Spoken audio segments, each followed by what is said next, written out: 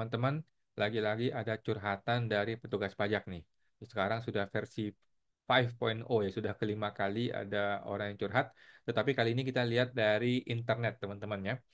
Dari videonya Guru Gembul. Nah, Guru Gembul nih lagi rame juga ngomongin pajak ya. Luar biasa sekali, beliau berani sekali ya. Kita respect sama teman-teman semua yang berani speak up teman-teman ya. Ini demi untuk memperbaiki bangsa dan negara kita, demi untuk memperbaiki kepemimpinan di DJP ya, bukan untuk menghantam orang per orang.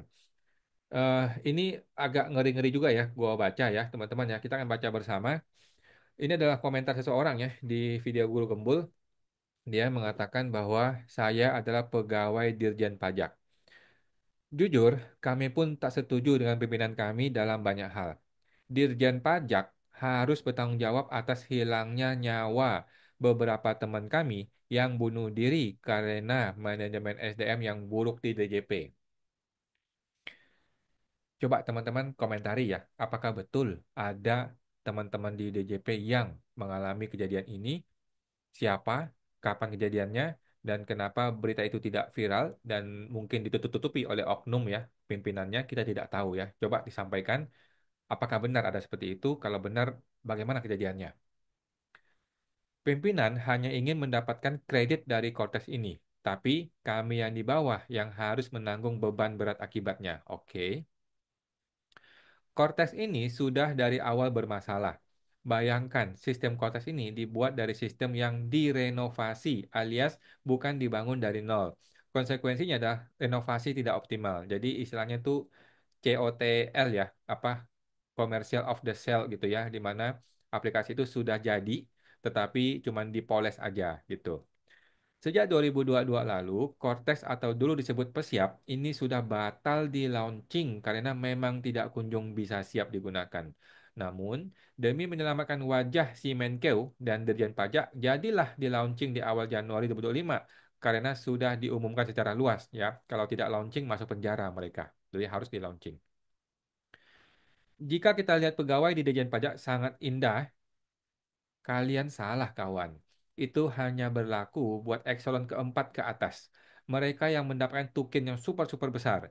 Pelaksana di bawah seperti mungkin yang teman-teman yang lagi komentar ini ya, yang menjadi kuda pacu mereka. Ini gue setuju banget ya. Oknum-oknum di kantor pusat, di bahkan kepala kantor ya, suka-suka dia aja, suka-suka dia aja, bikin target, bikin capaian gitu.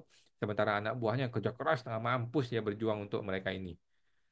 Banyak ketidakadilan yang terjadi di DJP, mulai dari perbedaan tukin antara pegawai pusat dan daerah, permainan mutasi yang tidak jelas ya, mutasi pegawai yang sengaja dimain-mainkan sebagai bargaining power ya, pertunjukan kekuasaan supaya kalau lu nggak ikutin maunya gue, lu bisa gua mutasi nih, bangsat nih orang-orang seperti itu ya.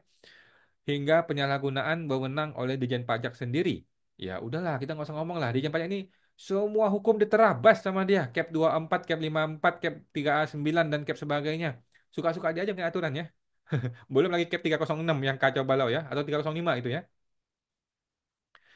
Penyalahgunaan oleh Dirjen Pajak sendiri yang bermain mata dengan owner perusahaan yang diduga adalah pejabat di pemerintahan. Oke. Ada dugaan Dirjen Pajak bermain mata dengan owner perusahaan. Ini kan sudah SST ya, sama-sama tahu ya di dunia Konoha Universe ya. Bukan cuma Rafael Alun, lu kira Rafael Alun doang ya. Tetapi kan permasalahan Rafael Alun tuh di apa di kerangkeng hanya di Rafael Alun saja ya. Padahal sampai Pak Dirjennya kita SST sama-sama tahu ya. Di negeri Konoha begitu, kalau Indonesia nggak ada ya. Teman kami melakukan pemeriksaan pajak pada WP. Ditemukan potensi pajak 15 miliar. Lalu, karena adanya intervensi dari Dirjen Pajak, teman kami dipaksa menurunkan temuan pajak menjadi 5 miliar. Ini kan cerita negeri Konoha yang sudah sering kita dengar, teman-teman ya. Tapi SST sama-sama tahu ya. Bayangkan, ada berapa ribu pejabat yang mempunyai perusahaan di Indonesia ini. Ada berapa ratus jenderal. Ada berapa ribu anggota DPR. Menteri yang memiliki perusahaan ada berapa banyak. Jika Dirjen Pajak menjadi tameng mereka, ini Dirjen Pajak adalah komisaris di BUMN. Tahu nggak teman-teman? Sudah tahu ya? Dirjen Pajak merangkap sebagai komisaris di BUMN. Ini kan konflik of interest. Bagaimana bisa dia menjadi komisaris di sebuah perusahaan padahal dia ini tukang tangkap orang-orang yang bermasalah. Ya pastilah BUMN ini akan aman, tidak akan kena pemeriksaan. Dengan konsekuensi bayar gaji dia sebagai komisaris kan gampang ya. Gila, negara mau jadi apa kalau begini caranya? Jika Dijen Pajak menjadi tameng mereka, jelas bahwa Dijen Pajak harus dibekukan karena tidak bekerja dengan semestinya. Ya, bukan hanya dibekukan ya, harus dijeblosin ke penjara ya. Itu di negeri Konoha kalau betul begitu ya. Ada orang bertanya, berapa orang yang bunuh dirinya belum dibalas. Oke, teman-teman ya. Jadi segitu kacau balaunya proses tata negara, tata pemerintahan, tata kepemimpinan di negara Konoha ini ya. Bukan hanya di Kementerian Keuangan, bukan hanya di DJP, tapi di semua lembaga dari atas sampai ke bawah. Bagaimana ceritanya Deddy Corbuzier bisa jadi staf sus Menhan coba? Udahlah ya. Seperti itu ya, tapi gua hanya mau fokus di DJP saja. Ini adalah video beliau ya, video dari Pak Guru Gembul ya, yang luar biasa, berani banget ya, yang nonton sudah 253.000 orang ya. Viral kan katanya Cortex dan indikasi mega korupsi di Dijen Pajak 70 juta WP potensi dipalak katanya. Gila komentarnya. Gila ya. Menurut videonya. Ini ada komentar yang dipin oleh Pak Guru Gembul. Kita lihat. Saya IT di suatu perusahaan di Karawang. Saya bisa konfirmasi bahwa Cortex ini memang sampah katanya. Dan rata-rata aplikasi plat merah memang sering susah diakses. Saya yakin mereka korupsi. Oke, halo KPK, KPK, halo KPK. Ya, KPK masih masih diam-diam ayam nih, belum mau masuk nih ya ke kasusnya Cortex ini ya. Kalau KPK berani masuk ke dalam dunia Cortex, dari minggu pertama sudah ada yang tangkap, percaya sama gua ya. Itu kalau di Konoha. Makasih Baraya informasinya, kata Pak Guru Gembul. Bangga jadi PNS ya, pegawai negeri sampah. Pak Guru Gembul sama-sama, Pak Guru katanya.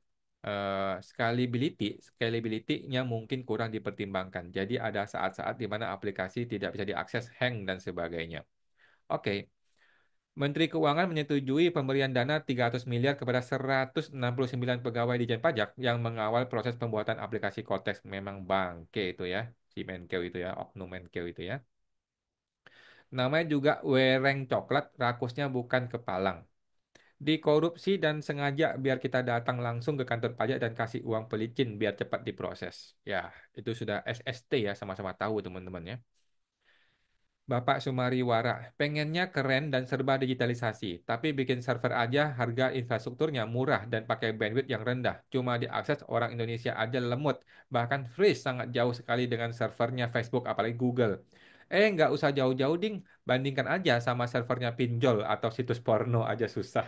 Aja udah, ya iya ya betul ya. Situs pinjol aja luar biasa cepat ya. Mudah diakses sih, diakses hacker katanya. Waduh. Kalau masalah aplikasi plat merah sampah sangat betul katanya. Gila. Wahaha, saya pernah dengar cerita yang entah ngarang atau enggak dari teman seprofesi. Dia mampir ke server data milik pemerintah dan isinya cuma ada satu PC buluk. Hah? Waduh, ini mah gila kalau gitu ya. Waduh, nggak nanya katanya. Egi banget ya bang. Oke, kemudian versi light. Kemudian ini dana 13T dikembangkan katanya sudah 4 tahun, tapi malah dampaknya seperti ini. Sampai sekarang mau masuk aja agak susah katanya. Gila, gila, gila. Aplikasi cek plat nomor aja error, padahal saya penting buat ngecek pelaku buang sampah sembarangan di depan rumah saya. Oh gitu. Oke. Ya jelas korupsi kok. Awam aja ngerti kok, tidak perlu nunggu orang ahli ya. Tinggal tunggu aja reaksinya pejabat publik ini. Oke, kita tinggal tunggu aja ya. Apakah KPK berani masuk ke dalam dunia persilatan perpajakan ya. Jangan sampai begitu dia masuk, minggu depan anggarannya turun. Nggak boleh pakai mobil dinas. Mampus lo ya. Mati dia pengurus anggota KPK ini ya. Gitu teman-teman ya. Kita sangat-sangat prihatin eh, dengan terbongkarnya kejadian-kejadian di dalam internal DJP ini ya, ternyata seburuk itu, sebusuk itu, bahkan ada yang bunuh diri, gue tidak tahu ya, dan tidak pernah dengar. Mudah-mudahan bisa disampaikan ya bagaimana kejadiannya. Kalau teman-teman mau curhat, silakan email ke gue, halo@pajaksmart.com ya. Kita terima email dari manapun, bahkan dari pejabat pemerintah ya, bahkan dari pimpinan. Kalau pimpinan DJP mau mengklarifikasi informasi-informasi yang kita sampaikan, silakan. Gua terbuka ya. Kita terbuka untuk semua pihak. Ini negara demokrasi, positif ataupun negatif, tidak akan gue cegah dan silakan berpendapat sesuai dengan kemampuan kita masing-masing ya.